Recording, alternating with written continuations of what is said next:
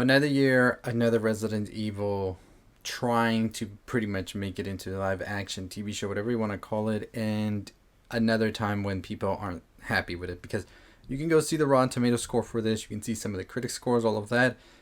It's still not landing, and I don't know what exactly they're doing. This goes back sort of to the Resident Evil movies with Mila and all of that, which I thought when they started were good, and then ultimately they went somewhere I don't understand.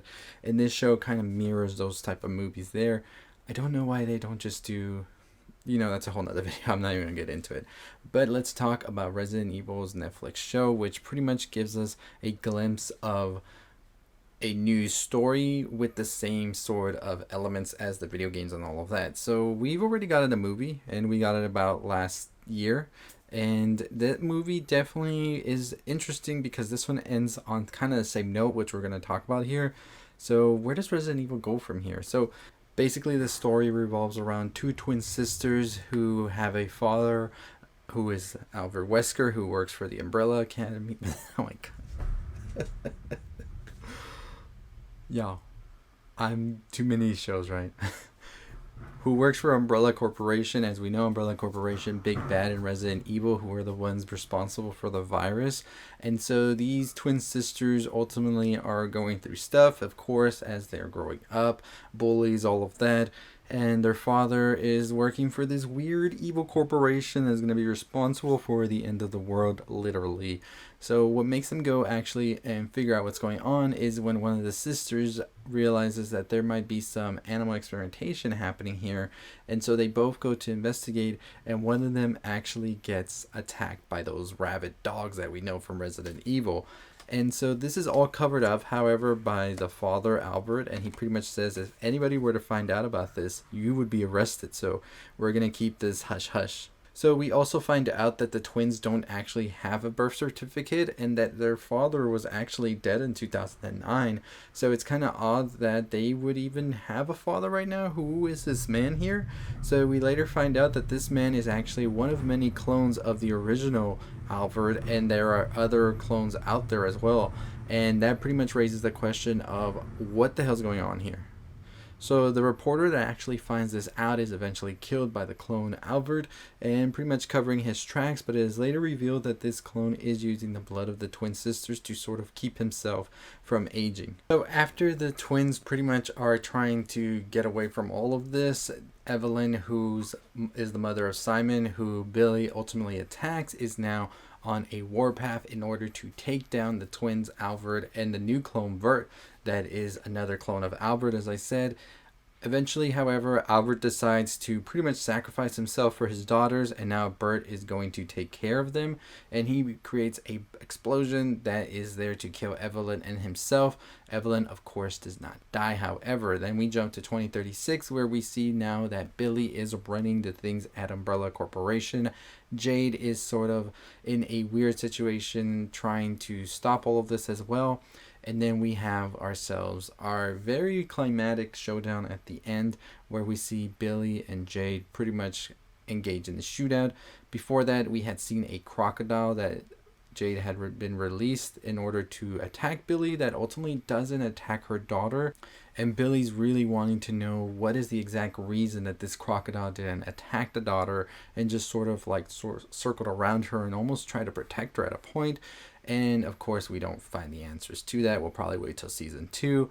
And then we see Billy shoot Jade, which was interesting to see because Jade hesitated to shoot Billy. So we know Billy's far gone. And it could be something to do also with the bite she had earlier on in 2022 from the dog after it attacked her.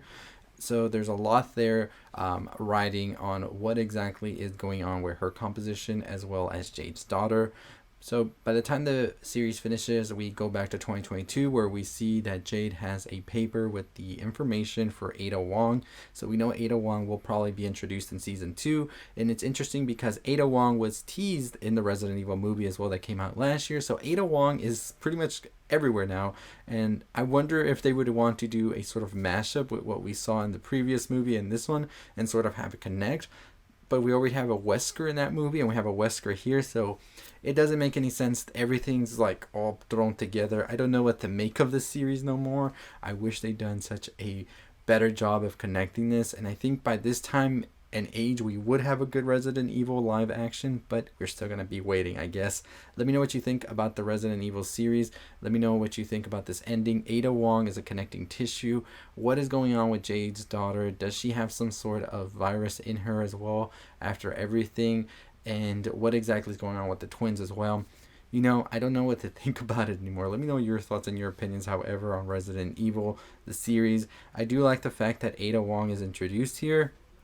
And I just want them to do a good Resident Evil movie or TV show. I feel like they have it in them to do it because I think it's pretty simple to adapt, I feel, in my opinion.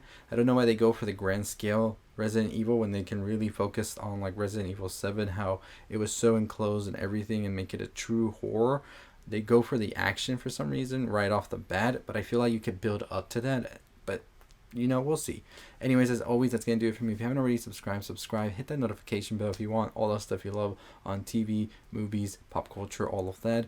And yeah, let me know your thoughts and your opinions on this. We'll talk more theories tomorrow on Resident Evil, where we could go for season 2. What does Ada Wong's introduction mean for everything? And, we'll see. So anyways, check out the videos on the left if you haven't already. Make sure you check out my other videos as well. We'll be ranking the top horror movies of the year so far this weekend, so don't want to miss out on that video.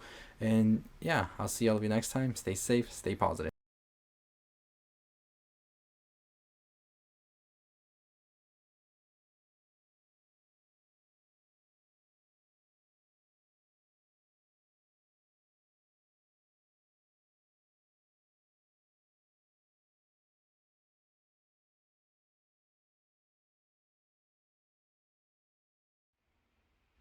So if you made it to the end, really appreciate you checking out the video.